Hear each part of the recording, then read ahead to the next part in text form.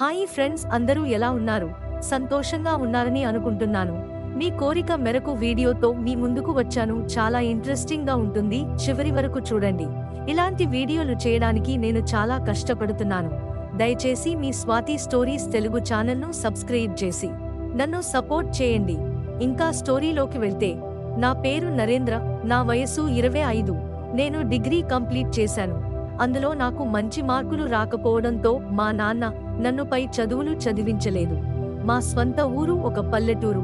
అయితే మేము అందరూ సిటీలో సెటిల్ అయ్యాము. మా నాన్నకు ఒక బిజినెస్ ఉంది. నన్ను రోజు దాంట్లో కూర్చోబెట్టేవాడు. నన్ను కాలేజ్ రోజుల్లో బాగా బలాదూర్ తిరిగేవాడిని.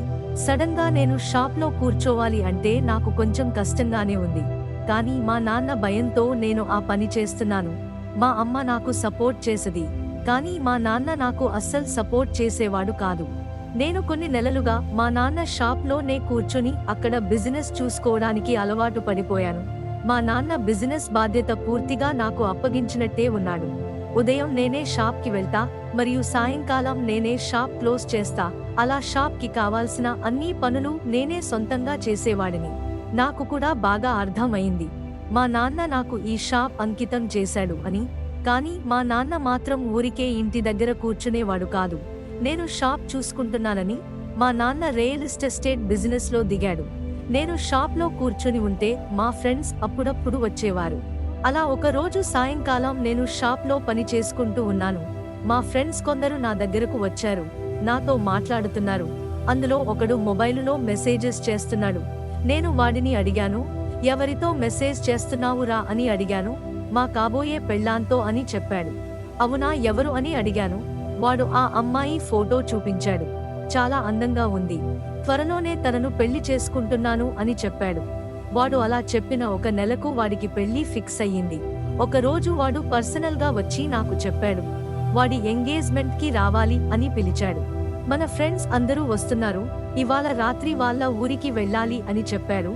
సరే వస్తాలే అని చెప్పాను. అప్పటి నుంచి మా ఫ్రెండ్స్ నాకు కాల్స్ చేస్తూనే ఉన్నారు. నువ్వు వస్తున్నావు కదా, త్వరగా వెళ్దాం అని చెప్తూనే ఉన్నారు.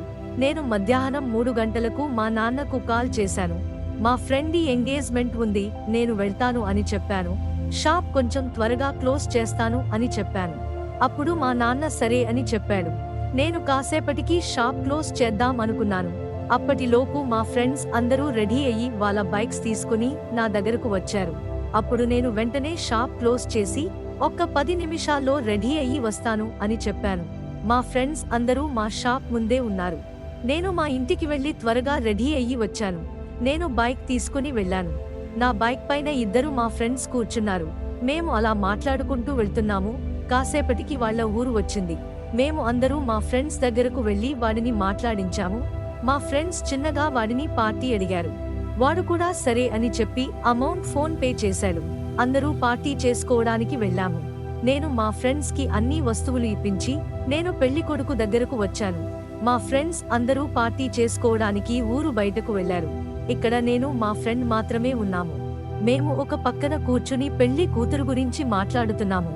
అప్పుడు వాడు మీది కూడా సేమ్ క్యాస్ట్ కదా, ఇక్కడే ఎవరినైనా చూసుకో అని నవ్వుతూ చెప్పాడు. ఎవరు ఉన్నారు, నువ్వే సెట్ చేయాలి అని నేను కూడా వాడితో నవ్వుతూ చెప్పాను. అప్పుడు పెళ్లి కూతురు ఇంకా పక్కన ఇద్దరు అమ్మాయిలు వచ్చి మా పక్కన కూర్చున్నారు.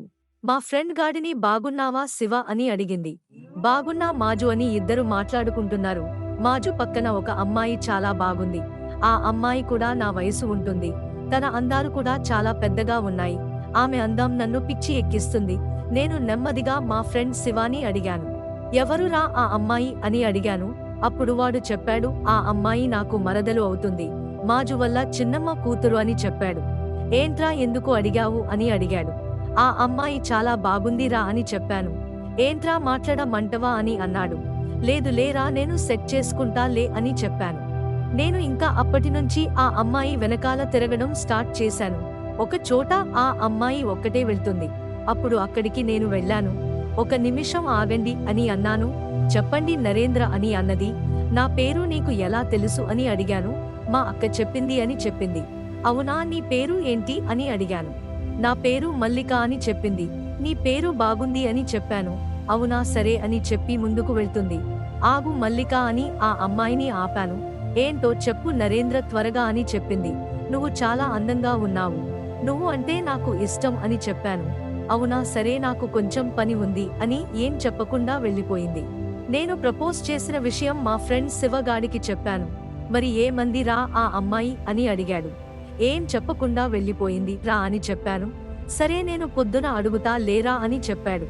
నువ్వు వెళ్ళి మన ఫ్రెండ్స్ అందరూ ఎక్కడ ఉన్నారో ఒకసారి చూసి రా అని చెప్పాడు.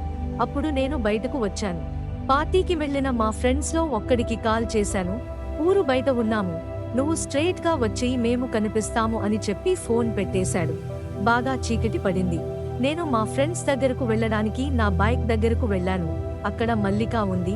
ఏంటి ఇక్కడ ఉన్నావు అని అడిగాను. పక్కన ఉన్న ఇల్లు మాదే అని చెప్పింది. అవునా అని చెప్పాను.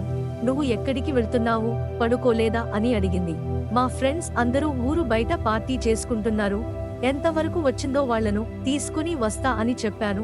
సరే నువ్వు రాత్రి ఎక్కడ పడుకుంటావు అని అడిగింది. శివగాడి ఇంట్లోనే అని చెప్పాను. అక్కడ ఇల్లు మొత్తం నిండిపోయింది.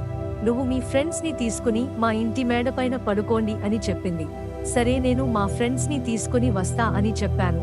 సరే వెళ్ళు అని చెప్పి తాను వల్ల ఇంట్లోకి వెళ్ళింది. నేను నా బైక్ స్టార్ట్ చేసి ఊరు బయటకు వెళ్ళాను. రోడ్డు పక్కన ఒక చెట్టు కింద మా ఫ్రెండ్స్ గుంపు మొత్తం కూర్చొని గట్టిగా కేకలు వేస్తూ ఉన్నారు. మా ఫ్రెండ్స్ అందరూ వేరే మైకల్లోకి వెళ్లారు. ఫుల్లగా తాగేసి ఉన్నారు. నేను వెళ్లి వాళ్లను జాగ్రత్తగా ఇంటికి తీసుకొచ్చాను. నేను వెళ్లి మా ఫ్రెండ్స్ ని మల్లిక వాళ్ళ ఇంటి మేడ మీద పడుకోబెట్టాను. మా ఫ్రెండ్స్ అందరూ చాలా ఫాస్ట్ గా నిద్రపోయారు. నాకు నిద్ర పట్టడం లేదు. పక్కన ఉన్న గోడ పైన కూర్చొని మొబైలు చూస్తున్నాను. అప్పుడు మేడ పైకి కొన్ని దుప్పట్లు తీసుకుని మల్లిక వచ్చింది. ఏంటి నరేంద్ర ఇంకా పడుకోలేదా అని అడిగింది. లేదు నిద్ర పట్టడం లేదు మల్లిక అని చెప్పాను.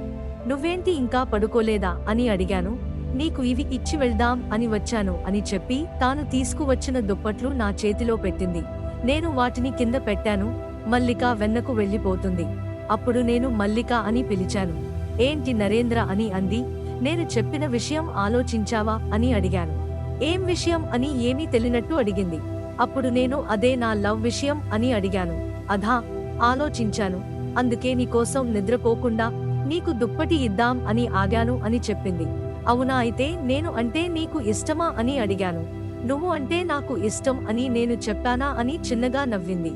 తనకు కూడా నేను అంటే ఇష్టం ఉంది కానీ బయట పడటం లేదు. అయితే నేను ఇష్టం లేదా అని కొంచెం జాలిగా అడిగాను. అది నేను రేపు పొద్దున చెప్తా, నువ్వు ఇప్పుడు పడుకో అని చెప్పింది. నువ్వు ఇలా సస్పెన్స్ లో పెడితే నాకు అస్సలు నిద్ర పట్టదు. ప్లీజ్ ఇప్పుడే చెప్పు. పర్లేదు నేను నీకు నచ్చకపోతే ఇష్టం లేదు అని చెప్పు. నేను ఏం బాధపడను, కానీ నేను మాత్రం నిన్ను మనసు నుంచి లవ్ చేస్తున్నాను అని అలా కొంచెం పులిహోర కలిపాను. మల్లిక అంటే నాకు నిజంగానే ఇష్టం ఉంది. తన అందం నన్ను తనను లవ్ చేసేలా చేసింది. నేను అలా మాట్లాడేసరికి మల్లిక అటు ఇటు చూసింది. ఏం చేస్తున్నావ్ అని అడిగే లోపు వెంటనే వచ్చి నన్ను గట్టిగా హత్తుకుంది. నువ్వు అంటే కూడా నాకు చాలా ఇష్టం.